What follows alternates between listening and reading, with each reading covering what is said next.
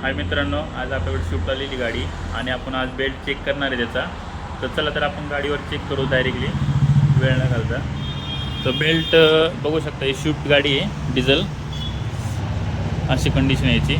आणि बेल्ट तुम्ही चेक करू शकता, बेल्टचे पूर्ण तुकडे तुकडे झालेले आहेत. बेल्ट आता ॲक्च्युली अडकलेला पण आहे त्याच्यामध्ये, ते सर्व काढणार आहे आपण त्याच्यामधून, बघू शकता. चला तर मग आपण वरी घेऊत गाडी, रॅम्पला लावलेली आपण गाडी. आता वरी घेऊन चेक करूत सगळं व्यवस्थित. हाय मित्रांनो, आपण आता जसं की चेक केलं की आपली गाडी बेल्ट तुटलेला आहे आणि आपण कस्टमरच्या गाडी घरून घेऊन चाललो आहे आपल्या वर्कशॉपला. तर एक ट्रिक सांगतो तुम्हाला की बेल्ट तुटल्यानंतर तुम्ही गाडी ओव्हरहीट होऊन द्यायची नाही आहे. आणि दुसरी गोष्ट म्हणजे तुमची बॅटरी स्ट्रॉंग पाहिजे. तुम्ही गाडी घेऊन जाऊ शकता, पण पहिली गोष्ट म्हणजे की जसं की सांगितलं मी तुम्हाला की गाडी ओव्हरहीट झाली नाही पाहिजे, ह्याचे पूर्णपणे प्रिकॉशन घ्यायचं आहे. तर आणि ए सी लावायचं नाही, जेणेकरून इंजिनवर लोड येणार नाही. त्याचा अर्थ आपण आता नवीन बेल्ट आणलेला आहे आणि आपण रिप्लेस करणार आहे. त्याच्या आधी सर्व जे काही अडकलेलं आहे ते एक एक फुल्ली काढून आपण चेक करणार आहे सर्व, कारण की ते निघत नाही पूर्ण. तर चला तर आता वरी घेऊ गाडी रॅम्पला आणि चेक करणार आहे काय काय खोलायला लागेल आपल्याला.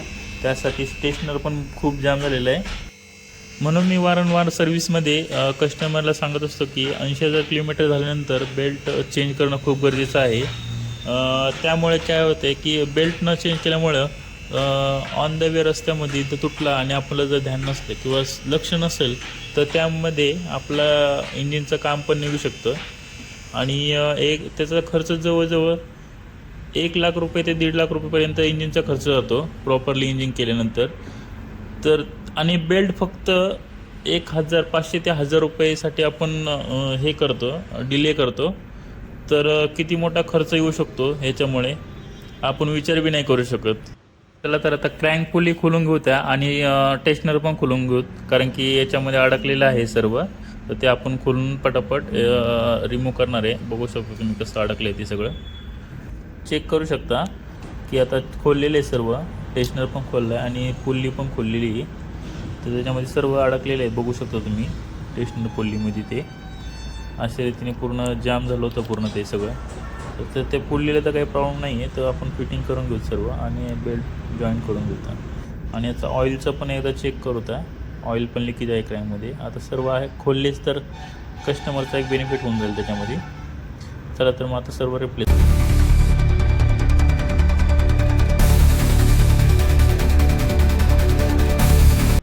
तुम्ही जसे की बघू शकता की हा बेल्ट असं वाटतच नाही, कोणत्या अँगलने बेल्ट वाटतो आपल्याला, बघू शकता. आणि बेल्ट ओरिजिनल आपण बघू शकतो तुम्ही कसा बेल्ट असतो हा. याची किंमत फक्त 400 ते 500 रुपयेपर्यंत भेटतो बेल्ट तुम्हाला. तरी पण आपण एवढे डिले करतो त्याला टाकायला. तर चला तर मग आपण आता बेल्ट टाकून घेऊ त्या. तुम्हाला बेल्ट एकदा दाखवतो मी तरी पण कसं असतं बेल्ट पूर्ण. तो खोलला आहे बघा आपण बेल्ट, एकदा असं असतं एकदम. तर त्या बेल्टची काय अवस्था झाली तुम्ही चेक करू शकता नाही का. चला तर मग आता वेळ न करता आपण ऑइल सील टाकून घेऊ. ॲपवर दिलेले आहे आपल्याला कस्टमरनी. तर आता ऑइल सील टाकून घेऊ त्या. ऑइल सील टाक. धन्यवाद मित्रांनो व्हिडिओ बघितल्याबद्दल.